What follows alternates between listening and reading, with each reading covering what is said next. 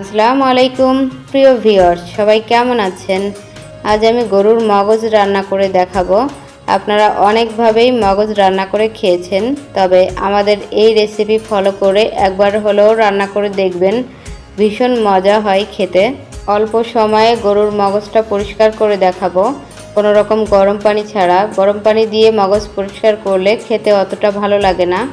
আপনারা ঠান্ডা পানি দিয়েই সুন্দরভাবে মগজটা পরিষ্কার করে নিতে পারবেন। তো চলুন শুরু করি। প্রথমে আমি মগজটা পরিষ্কার করে দেখাবো, এজন্য একটা বলে মগজ নিয়ে নিয়েছি গরুর। এখন স্বাভাবিক তাপমাত্রার পানি দিয়ে দিব।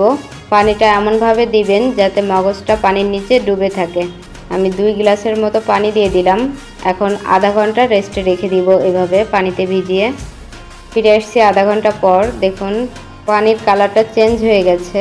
এখন হাত দিয়ে এভাবে শিরাগুলো টান দিলেই দেখবেন সুন্দরভাবে উঠে আসছে।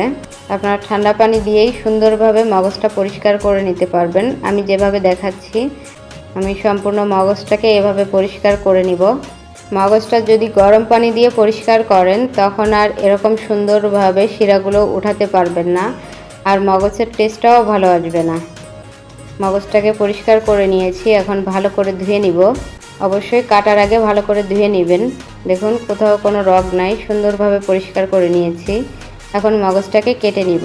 আপনারা আপনাদের পছন্দ মতো কেটে নেবেন, তবে একটু বড় সাইজ রাখলে খেতে বেশি মজা হয়। দেখুন মগজগুলোকে আমি সুন্দর করে কেটে নিয়েছি। এখন আমি দেখিয়ে দিচ্ছি আমি কেমন পিস করেছি। দেখুন এরকম পিস করে নিয়েছি। এখন মূল রেসিপিতে চলে যাব। প্যানে আমি 4 টেবিল চামচ সয়াবিন তেল দিয়ে দিব। এখন কিছু গোটা মশলা দিয়ে দিব। এজন্য 1 চা চামচ আস্ত জিরা, 4টা এলাচের মুখ ফাটিয়ে নিয়েছি, 2 টুকরা দারচিনি, 6-7টি লং। সব কিছু দিয়ে 5 সেকেন্ডের মতো ভেজে নিব। এখন দিয়ে দিলাম 5টা মিডিয়াম সাইজের পেঁয়াজ কুচি ও বড় একটা রসুন কুচি দিয়ে নেড়ে মিশিয়ে নিব। পেঁয়াজের কালারটা চেঞ্জ হয়ে আসা পর্যন্ত অপেক্ষা করব।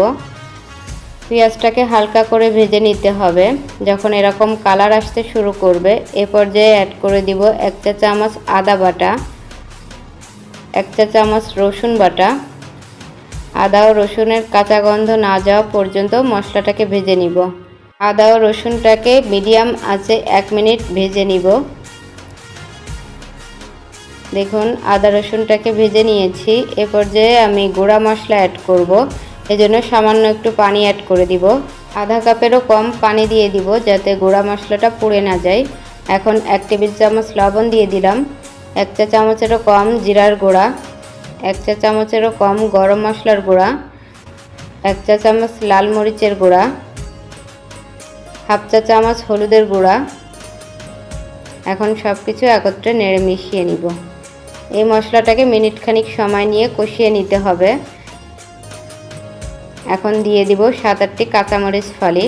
মরিচটা আপনাদের টেস্ট অনুযায়ী দিবেন, তবে ঘিলুতে একটু মরিচ হলে খেতে বেশি মজা হয়। এখন আমি মগজটা দিয়ে দিলাম, নেড়ে মিশিয়ে নিব। এভাবে রান্না করলে খেতে ভীষণ মজা হয়। আপনারা বাসায় ট্রাই করে দেখতে পারেন, আশা করি ভালো লাগবে।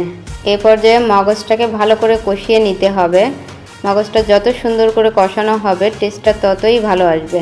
একটা ঢাকনা দিয়ে ঢেকে 2 মিনিট মিডিয়াম আঁচে রান্না করে নিব। এর ফাঁকে নেড়ে দিবেন। দেখুন পানি ছেড়ে দিয়েছে। এই মগজের পানিটা আমরা শুকিয়ে নিব। ঢাকনা দিয়ে ঢেকে আবারও আমি 2 থেকে 3 মিনিট রান্না করে নিব। এর ফাঁকে নেড়ে দিতে হবে অবশ্যই, না হলে লেগে যেতে পারে। মগজটা নিচের দিকে লেগে যায়, খেয়াল রাখবেন।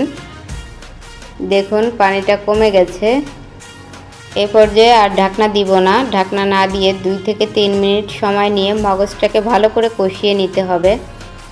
দেখুন মগজটা কষিয়ে নিয়েছি। এখন আমি সামান্য একটু পানি অ্যাড করে দিলাম। আমি আধা কাপ পানি দিয়ে দিয়েছি, অল্প পানি দিলেই হয়ে যাবে। এ পর্যায়ে বেশি পানি দেওয়ার দরকার নাই, যেহেতু আমরা মগজটা সময় নিয়ে কষিয়ে নিয়েছি। এখন একটা ঢাকনা দিয়ে ঢেকে রান্না করে নিব বলক আসা পর্যন্ত। দেখুন বলক চলে এসেছে। এখন যে যেমন ঝোল পছন্দ করেন সেই অনুযায়ী ঝোলটা কমিয়ে নেবেন। আমি ঢাকনা দিয়ে ঢেকে আমার পছন্দ অনুযায়ী ঝোলটা কমিয়ে নিব। দেখুন আমি এরকম ঝোল রাখবো, আপনারা আপনাদের পছন্দ মতো রাখতে পারেন। এ পর্যায়ে চেক করে নেবেন লবণটা ঠিক আছে কিনা। আমার সব কিছু পারফেক্ট আছে। আপনাদের যদি লবণে কম থাকে এ পর্যায়ে অ্যাড করে নেবেন। এখন একটা সার্ভিং ডিশে পরিবেশন করে দেখাচ্ছি।